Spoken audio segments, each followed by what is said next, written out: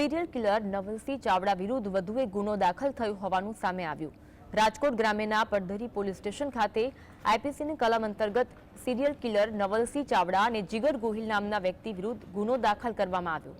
Police સૂત્રોમાંથી મળતી વિગત અનુસાર આરોપી જીગર ગોહિલની ધરપકડ કરી લેવામાં આવી છે।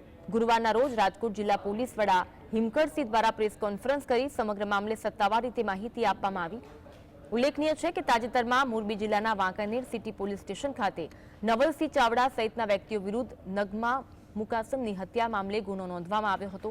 વઢવાણ ખાતે નગમાની હત્યા કરી તેની લાશને વાંકાનેર સિટી પોલીસ સ્ટેશન વિસ્તારમાં દાટી દેવામાં આવી હતી। લગભગ 15 દિવસ પહેલા એક વ્યક્તિની ધરપકડ અમદાવાદ સિટી પોલીસ દ્વારા કરવામાં આવી હતી, નવલસિંહ ચાવડા।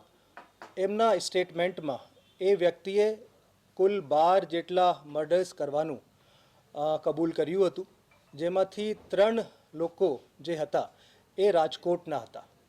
એમના સ્ટેટમેન્ટ જે હતું અને જે તપાસ ત્યાં ચાલતી હતી અમદાવાદ સિટીમાં, એના આધારે અમદાવાદ સિટી પોલીસ દ્વારા અમને એક રિપોર્ટ કરવામાં આવ્યું।